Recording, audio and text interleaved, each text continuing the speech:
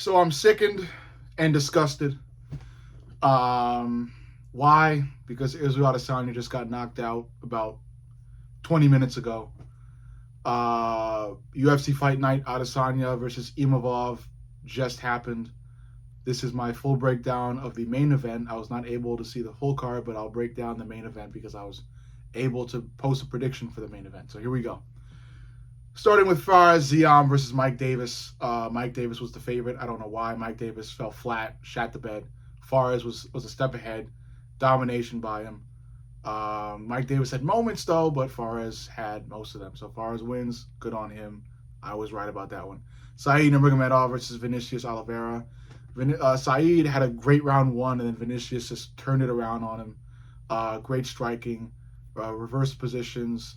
Did well on the ground as well. Great win by Vinicius. Don't know what the fuck happened to Nurmagomedov, and I was wrong on that one. Next up, Sergey Pavlovich, Jairzinho Rosenstrike. I am very happy about the outcome because I'm a Sergey Pavlovich fan. Jairzinho didn't utilize straight punches as much as I thought he would. If he did, I think he'd have much more success, but somehow he struggles mentally to just throw more jabs and crosses, you know? Sergey had some really clean punches a lot throughout the fight. Jairzinho was able to eat them, but, you know, the punches coupled with the takedowns and ground control time that Sergey had as well. And I would much like to see Sergey implement more ground game in future fights, and I think that will help him to find much more success than he's had a couple fights ago.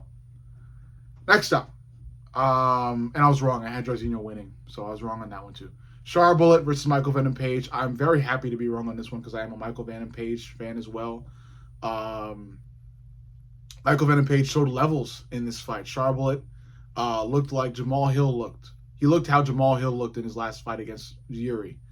Michael Venom Page was just a step ahead, throwing the cleaner punches, having more head movement, and he just outshined Char Bullet. The fight did go to a decision instead of a knockout, but still, great fight for Michael Venom Page. Don't know why he fought it though, because it was at middleweight, and Michael Venom Page is a welterweight fighter, and he wants to chase the welterweight belt. So it still doesn't make sense for him to fight this fight, but still, good clout for beating a guy that knocked out a previous guy by double spinning back fist. So this is still a credit to Michael Venom Page and the striking that he has. Next up, the main event and the fight that I really just want to get to and discuss: Israel Adesanya versus Nassourdine Imavov. I'm a huge Israel Adesanya fan, and I might get backlash for saying this. I don't want to say it, but maybe it's time for Israel to consider retirement. Obviously, it's not mandatory. It's not like strongly, recommended, but he should consider it. He should consider it because of the performance. His performances have lacked greatly. The Izzy Adesanya of old does not seem to be in the octagon anymore, and it showed in this fight. It showed. At times, he was able to land on Imavov. The leg kicks were there, and they were landing a lot, so he was doing really well on that. But Imavov, even before the big knockout that he landed that sent Israel Adesanya flying to the ground, Imavov landed an uppercut, a really clean uppercut before that fucking popped Izzy's head back so far and threw it. And I bet it all started with that uppercut. And after the uppercut, things just kind of fall down from there. Like I said, it's not strongly recommended that Izzy retires, but it should be considered. And it pains me to say that. This is Izzy's third loss in a row. I'm sure he'll want to fight again. I even support him fighting again. I just also support the consideration of retirement. That is it. Looking back on his performances, comparing them to before he knocked out Alex Pereira, just comparing performances, seeing where he is now, comparing it to where he is then. He came into this fight talking about a great fight camp, feeling much better, doing things differently. How different are you going to do things before you can actually start seeing wins against top guys in your weight class? Maybe try a move to light heavyweight. I don't know. That could work. Maybe that could be considered, And maybe it's not the best look to make a move now because you lost, so it seems like you're retreating to another weight class. But I think it's worth a shot because you can see how you fare there, and maybe you can do much better than you've been doing at this other weight class. Israel Adesanya has done so much at middleweight, a lot. He's a legend. Like I said Izzy could have gotten knocked out in the first 30 seconds and still been a legend. He's a legend. He's done so much at middleweight and in the UFC. So I think he's done enough at middleweight. I think it's time for him to move on. Move to either light heavyweight or retirement. But again, if Izzy stays at middleweight and fights another middleweight fight, great on him. Totally fine. Izzy's still young, 35. It's not too old. He's not like extremely young, but he's still in fighting range and in fit conditioned fighting range. Age-wise, he's still there. Form-wise and like fight conditioning-wise, that's what's being questioned. That's why I think retirement should be considered. But damn, this was gut-wrenching. As an Adesanya fan, this was completely gut-wrenching.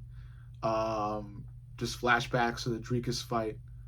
The Strickland fight wasn't like horrifying, but the Dricus fight was, and this fight surely was, because Israel Adesanya got knocked out and arguably knocked out for the first time. The Poatan Pereira fight was a knockout, but Izzy was still standing and just kind of like not doing shit, but just moving his head. Dricus submitted him. Strickland dropped Izzy, but didn't finish Izzy after the drop. It was just kind of a continuing piecing up. That's what Strickland did. He just kind of continued to piece up Izzy for the rest of the fight. This is like the first like, whoa, boom, fall down, gets finished type of knockout. And I think when this happens, now retirement definitely has to be considered, on top of the fact that this is Izzy's third loss in a row. Again, I love Izzy. I still love Izzy. I'm still a huge fan because I'll never forget what he's done in the UFC, because it was amazing. His second fight against Alex Poatan Pereira was incredible and an amazing event in the UFC. I was screaming for that fight. I remember that fight. It was beautiful. And even, this doesn't change anything. Israel is still a UFC legend, okay? He may not be top quality now, but he was back then, and he did amazing things with that quality. Could he come back? Anything is possible. It's just the probability of it now decreases by a considerable amount.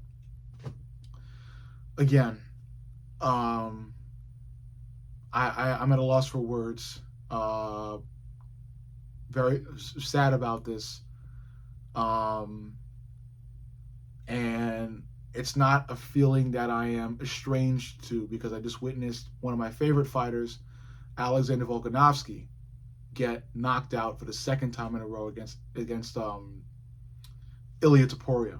And he might get knocked out for a third time in a row again, if and when he fights Ilia this year. So I'm no stranger to this level of, damn, my favorite fighter just got KO'd.